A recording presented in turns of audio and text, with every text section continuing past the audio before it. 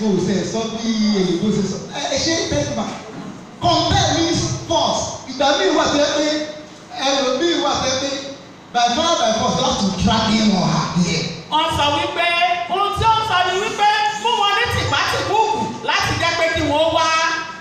How are you going to force them? You may even pay their transport. Báwo lẹ ó ṣe mú wọn ní tìpátìkúùkù? Ẹ lè sanwó mọ́tò wọn. At times, very early in the morning, you will go and stay with them, help them to work some things in order to make sure that they come here. Lówùúrọ̀ kùtùkùtù ẹ lè jí lọ sílé wọn kẹ́ ẹ sì rọ̀ wọ́n láti jẹ́ pé kẹ́ ẹ bọ́ fọ abọ́ tàbí fọ aṣọ tí wọ́n bá ń fọ̀. Because Christ has commanded you to go. He said, go and bring them, compel them. My house must be full. Torí pé Ọlọ́run ti pa àṣẹ wípé mú wọn ní tìpátìkúùkù wá ilé mi gbọ́dọ̀ kún fún èrò. Yes, God wants this place, Jesus resurrection, all these empty chairs. By the time I will come next time, all these empty chairs will be filled up in the name of Jesus. Nígbà nílẹ̀ ìwẹ̀ tá ò bá sì wá síbí, gbogbo àwọn àga tó ṣòfò yìí wọ́n ti kún fún èrò ní orúkọ Jésù, àmín. You can see the kind of vision that God has given the pioneer is a vision to empower you as a person, so that you are able to stand on your own. A ó rí ìrántí Ọlọ́run ti fi fún olùdásílẹ̀ ìjọ yìí, ó ní láti lè ro wa lágbára gẹ́gẹ́ bí ẹnì kọ̀ọ̀kan. You don't need to wait until pastors will call for mass evangelism.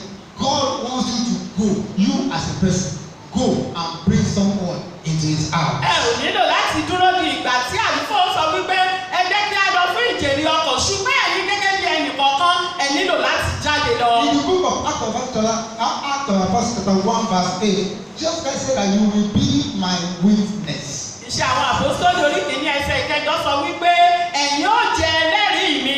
So in your yard, in your office, in your environment, you will be a witness for Jesus, Jesus Ministry, and you will bring them here. Ní ibi ìtajà yín, nílé ìwé yín, ní àdúgbò yín, ẹ ó jẹ́ ẹni tí ó ń gbẹnu sọ fún ilé ìjọsìn yìí àti fún Jésù Kristi.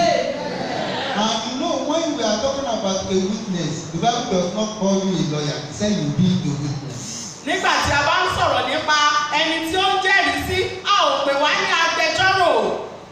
You know, in a law court, when we are talking about a witness, who is a witness? Somebody who was there when the incident is happening. Is it also?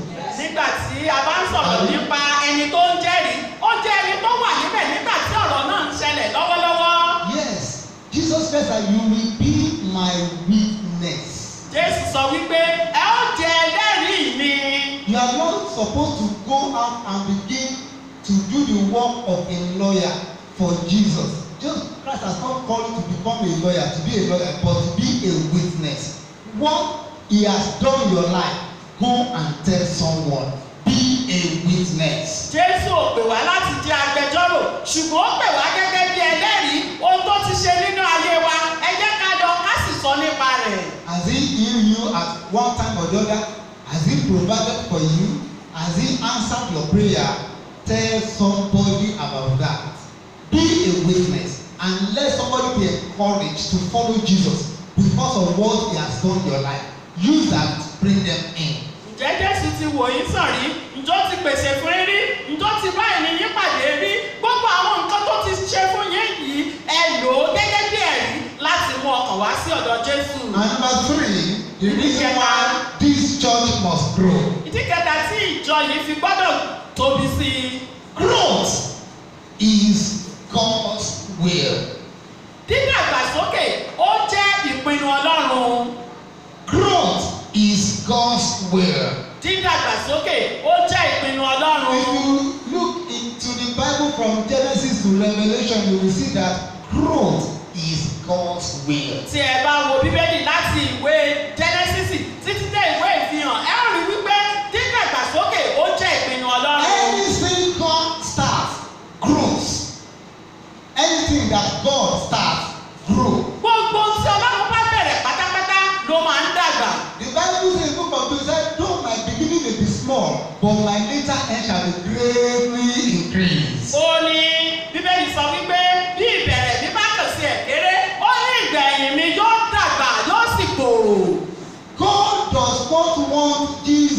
Resurrection Ministry to stay small. Jésù ò fẹ́ kí ìjọ yìí kó mọ ní kékeré.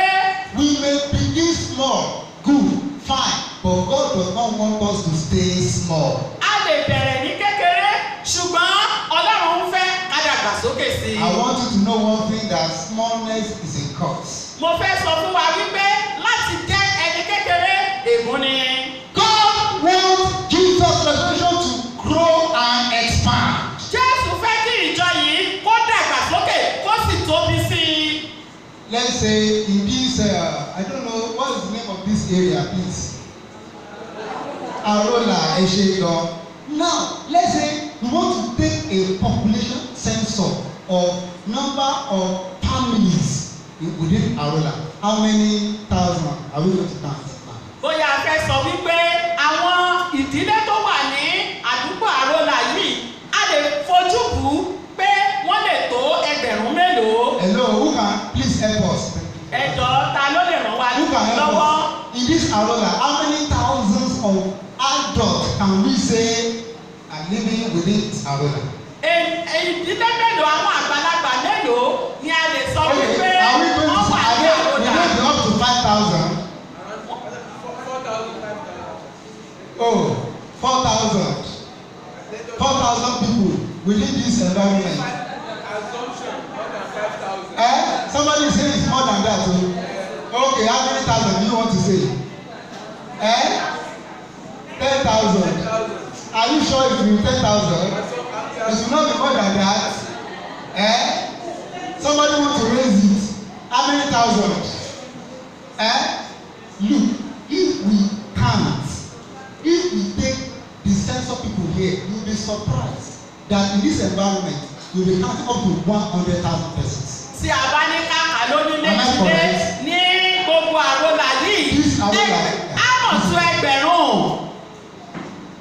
How can we be living in an environment? Even let us assume it is 20,000. Kájọ sí ẹgbà wípé ẹgbẹ̀rún owó How ni. can we be living in an environment where you have 20,000 and just only 1,000 will not be worshiping here? Báwo la ó ṣe wá sọ nígbà tí èèyàn bíi ẹgbẹ̀rún ogún tó bá wà ní àdúgbò yìí tó wá ṣe wípé nínú ìjọ yìí a ò lè rí ẹgbẹ̀rún kan See, ṣoṣo. God wants us to employ every resources, all wisdom, all power, everything in order to ensure that people worship Him in this place. Ọlọ́run fẹ́ kí a lo gbogbo ohun tí a ní kí a ṣe akitiyan ká fi rí i dájú wípé àwọn ènìyàn ń bá wa jọ́sìn níbí yìí. Is it possible?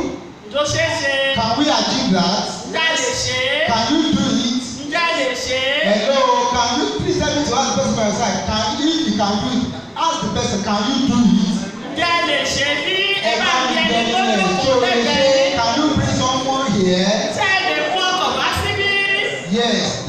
When you are doing that, you are doing the will of God. Nígbà tí ẹ bá ń ṣe èyí, ẹ ń ṣe ìfẹ́ Ọlọ́run. When you are bringing people into this place, you are doing the will of God. Nígbà tí ẹ bá mú ọkọ̀ wá síbí, ẹ ń ṣe ìfẹ́ Ọlọ́run. Many of us be asking ourselves, I want to do the will of God, I want to do the will of God, I don't know the will of God. When you bring somebody into this place, you are doing the will of God. Ọ̀pọ̀ wa la máa sọ pé mo fẹ́ ṣe ìfẹ́ Ọlọ́run, mo fẹ́ ṣe ìfẹ́ Ọlọ́run. Nígbà tí ẹ bá mú ọkọ̀ wá sí ilé ìjọsìn, ẹ ń ṣe ìfẹ́ Ọlọ́run. Jesus Christ said that I will build my church, Jésù sọ wípé èmi ó kọ́ ìjọ mi. and the gate of hell will not prevail against Ibo it. ti ọ̀run àpáàdì kò sì lè borí So rẹ̀. you will use your hand, you will use your leg to build this church. Yóò lo ọwọ́ yín, yóò lo ẹsẹ̀ yín láti lè mú ọkọ̀ wá sí ibí yìí. But Revelation 2 verse 19 says, under Christ's control, the whole body is nourished and grows as God wants it to grow. Revelation 2 verse 19. Hallelujah. Hallelujah. God wants the church of God to grow. Ọlọ́run fẹ́ kí ìjọ rẹ̀ kó dàgbà sí i. As we are growing in number, we are growing spiritually as well. Bí a ṣe ń dàgbà ní iye, a ó máa dàgbà nínú ẹ̀mí pẹ̀lú. We are growing in discipleship, we are growing in the knowledge of the Lord, what God wants us to do for His glory. A ó máa dàgbà nínú ẹ̀mí wa, a ó máa dàgbà nípa àwọn nǹkan tí Ọlọ́run fẹ́ kí a ṣe. This is the will in Jesus' Ọlọ́run name. fún wa rèé nínú ilé ìjọ. It shall be accomplished even in this 2018 in the name of Jesus. Yóò wá sí ìmúṣẹ ní ọdún yìí ní orúkọ Jésù. Àmín. You will be a vessel and a friend that God will use for His glory in the name of Jesus. Ẹ ó jẹ́ òèlò tí Ọlọ́run yóò lò fún ìjọ rẹ̀ ní orúkọ Jésù. Àmín. It is not by mistake that you find yourself in this church. Kì í ṣe àṣìṣe fún yín láti bá ara yín nínú ìjọ yìí. It is God who has ordered your step into this place. Ọlọ́run fúnra lára rẹ̀ ló ti darí ẹsẹ̀ yín láti wá síbí yìí. You must know that as you are walking for God on this mountain, you are fulfilling your divine destiny. Ẹ mọ̀ wípé